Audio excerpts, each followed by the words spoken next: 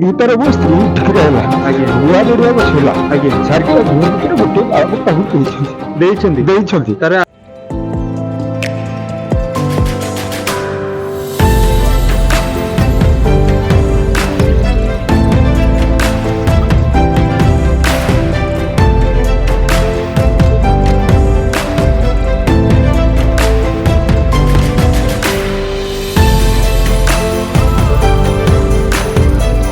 କିମ୍ବଦନ୍ତୀ କୁହ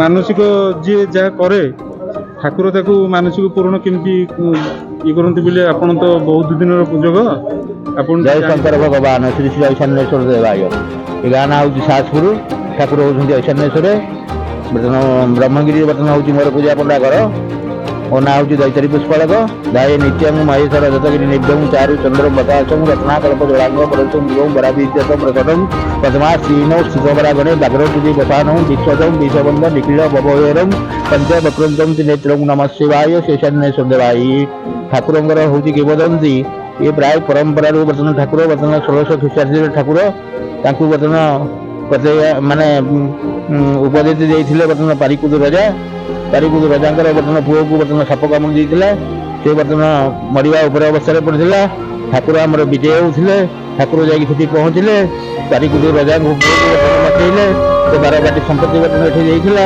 ସେଇଦିନ ଠାରୁ ଠାକୁରଙ୍କର ପ୍ରଭାବ ବର୍ତ୍ତମାନ ବଢ଼ି ଚାଲିଛି। ଆମେ ଯୋଉ ଭାବୁଛୁ ମଉଡ଼ମଣି ଯୋଉ ଡାକୁଛନ୍ତି ଠାକୁରଙ୍କୁ କେମିତି କଣ ମଉଡ଼ମଣି ତ ବର୍ତ୍ତମାନ ଆମର ଠାକୁର ବର୍ତ୍ତମାନ ପ୍ରତିଜ୍ଞା ଠାକୁର ସେଥିପାଇଁ ବର୍ତ୍ତମାନ ମଉଡ଼ମଣି ବୋଲି ବର୍ତ୍ତମାନ କୁହାଯାଉଛି ହଜାର ହଜାର ଜନତା ବର୍ତ୍ତମାନ ଠାକୁରଙ୍କ ସାଙ୍ଗରେ ମାନସିକରେ ବର୍ତ୍ତମାନ ବୁଲୁଛନ୍ତି ଯେ ଯାହା ମାନସିକ ଯିଏ ବର୍ତ୍ତମାନ ପୂରଣ କରୁଛନ୍ତି ସେ ବର୍ତ୍ତମାନ ଠାକୁରଙ୍କ ସାଙ୍ଗରେ ଏମିତି ପିଲାଦିନୁ ବର୍ତ୍ତମାନ ବୁଢ଼ା ହେଲା ପର୍ଯ୍ୟନ୍ତ ବି ବୁଲୁଛନ୍ତି ପଞ୍ଚୁଦଳ ମଉଡ଼ମଣି ପୁରା ପଞ୍ଚୁଦଳ ମେଳନରେ ବର୍ତ୍ତମାନ ହେଉଛନ୍ତି ଇଏ ଐଶାନ୍ୟେଶ୍ୱର ସଭାପତି ପାଣ୍ଡବଙ୍କର ହେଉଛନ୍ତି ଗୁରୁ ଭୀଷ୍ମ ଠାକୁର ହେଉଛନ୍ତି ବର୍ତ୍ତମାନ ଐଶାନ୍ୟେଶ୍ୱର।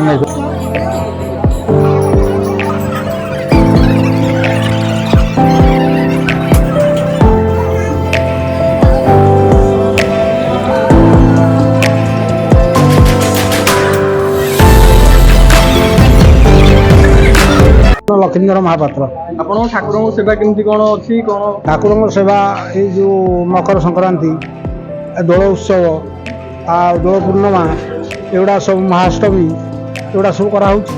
କହୁଛନ୍ତି 24 କୁଦର ମଉଡ଼ମଣି ତାର କିମ୍ବଦନ୍ତୀଟା କଣ କହିପାରିବେ? 24 କୁଦର ମଉଡ଼ମଣି ତାର କିମ୍ବଦନ୍ତୀ ଅଛି। ଜଣେ ଆମର ଯେଉଁ ପାରିକୁଦ ରଜା ଥିଲେ ସେ ବର୍ତ୍ତମାନ ତାଙ୍କ ପୁତ୍ରକୁ ଦଂଶନ କରିଥିଲା ସର୍ପ ସେ ମରିଯାଇଥିଲା ତାକୁ ଠାକୁର ପ୍ରାଣଦାନ ଦେଇଥିଲେ ତେଣୁ ସେଥିପାଇଁ 24 କୁଦର ମଉଡ଼ମଣି ବୋଲି ତାଙ୍କ ନାଁ ସେଇଠୁ ବିଖ୍ୟାତ ଅଛି। ଆପଣଙ୍କର କଣ ଅନୁଭୂତି? ମୋର ଅନୁଭୂତି ଚାରିଟା ଝିଅ ହେଲା ଆଜ୍ଞା ଚାରିଟା ଝିଅ ଭିତରୁ ରାତି 2ଟାରେ ମୋ ସ୍ତ୍ରୀ ଠିକରେ ହେଲା ଗୁଆ ଯୋଡ଼ିଆ ବସିଲା ଚାରିଟା ଝିଅ ଭିତରେ ଗୋଟିଏ ବାଳକ ତାକୁ ଦେଇଛନ୍ତି ତାର ଆପଣଙ୍କର ମାନସିକ ପୂରଣ ହେଇଛି। ପ୍ରଭୁଙ୍କୁ ଯୋଉଠି ଡାକିବ ସେଠି ଉଭା ହଉ। ବହୁତ ଧନ୍ୟବାଦ। ଜୟ ଶିବ ସମାଜ।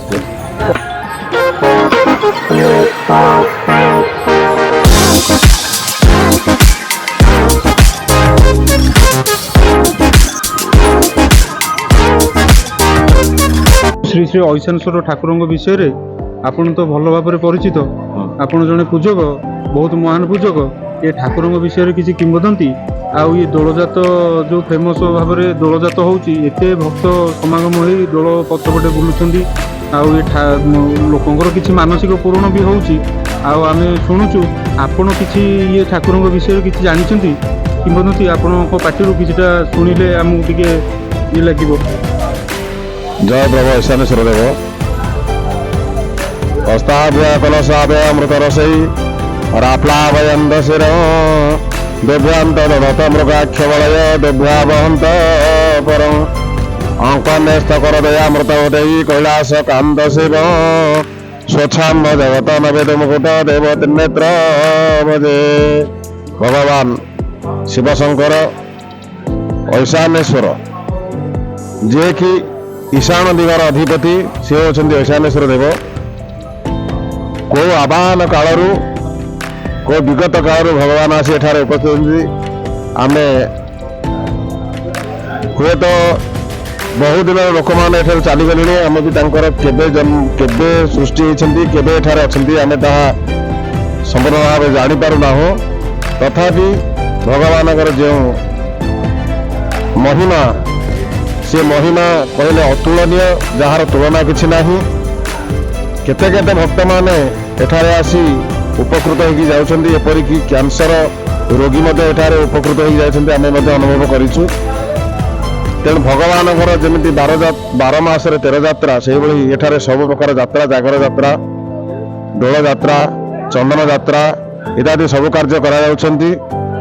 ବୈଶାଖ ମାସରେ ଚନ୍ଦନ ଯାତ୍ରା, ତା ସହିତ ବିଶ୍ୱଶାନ୍ତି ଶୈବ ମହାଯଜ୍ଞ ଏବଂ ଫାଲ୍ଗୁନ ମାସରେ ଜାଗର ଯାତ୍ରା, ଫାଲ୍ଗୁନ ପୂର୍ଣ୍ଣିମାକୁ ଦୋଳଯାତ୍ରା। ଏହି ଦୋଳଯାତ୍ରାରେ ଭଗବାନ ଐଶାନେଶ୍ୱର ଦେବଙ୍କର ଏତେ ଫେମସ୍ ହୋଇଯାଇଛି, ଯାହାକି ଇଏ ହେଉଛନ୍ତି 24 କୁଦର ମହୁରମଣି। 24 କୁଦ ନୁହେଁ ତ ଅନେକ ଜାଗାରେ ବହୁ ଦୂର ଦୂରାନ୍ତରରୁ ଭକ୍ତମାନେ ଆସନ୍ତି ଦୋଳଯାତ୍ରାରେ।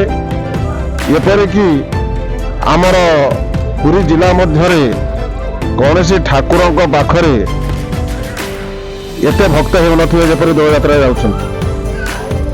500ରୁ 1000 ଭକ୍ତ ଠାକୁରଙ୍କ ସାଙ୍ଗରେ ଯାଆନ୍ତି, ଠାକୁରଙ୍କର ଆଶୀଷ ଲାଭ କରନ୍ତି ଏବଂ ଯେଉଁ ଭକ୍ତମାନେ ଗୁହାରିଆ ପଡ଼ନ୍ତି ସେମାନଙ୍କର ଭଗବାନ ଡାକ ଶୁଣନ୍ତି ଏବଂ ଅପୁତ୍ରିକମାନେ ପୁତ୍ର ଲାଭ କରନ୍ତି, ରୋଗୀମାନେ ଆରୋଗ୍ୟ ଲାଭ କରନ୍ତି ଏବଂ ଯେଉଁମାନେ ଅଜ୍ଞାନୀ ସେମାନଙ୍କର ଜ୍ଞାନ ଲାଭ ହୁଏ, ଯାହାଙ୍କର ବିଦ୍ୟା ନଥାଏ ସେ ବିଦ୍ୟା ଲାଭ କରନ୍ତି।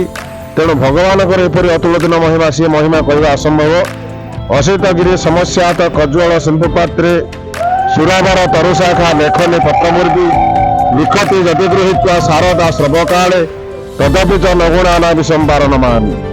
যদি আকাশ ভଳିଆ କାଗଜରେ ପର୍ବତ ରୂପକ ଲେଖନୀ ଧରାଯାଇ ସମୁଦ୍ର ରୂପକ କାଳିରେ ତାଙ୍କର ମହିମା ଲେଖାଯାଏ, ତଥାପି ସେ ମହିମା କେହି କହିପାରିବେ ନାହିଁ। ତେଣୁ ଭଗବାନ ଐଶାନେଶ୍ୱରଙ୍କୁ ଏତିକି ନିବେଦନ, ସମସ୍ତ ଭକ୍ତମାନଙ୍କୁ ଶରୀର ଆରୋଗ୍ୟ କରନ୍ତୁ, ସମସ୍ତଙ୍କର ମଙ୍ଗଳ କାମନା କରନ୍ତୁ, ସମସ୍ତଙ୍କର ମାନସିକ ପୂର୍ଣ୍ଣ କରନ୍ତୁ ଏବଂ ସମସ୍ତ ଭକ୍ତମାନଙ୍କୁ ଆନନ୍ଦରେ ରଖନ୍ତୁ, ବିଶ୍ୱ ଶାନ୍ତି କରନ୍ତୁ, ରାଜ୍ୟ ଶାନ୍ତି କରନ୍ତୁ ଏବଂ ସର୍ବଶେଷରେ ଏ ବିଶ୍ୱରେ ଯାହା କିଛି ଭୟ ଅଛି ସେ ଭୟକୁ ଦୂର କରିବା ସହିତ ସମସ୍ତଙ୍କର ଉତ୍ତରତର ଉନ୍ନତି କରନ୍ତୁ। ଜୟ ପ୍ରଭୁ ଈଶାନେଶ୍ୱର ଦେବ। ଜୟ।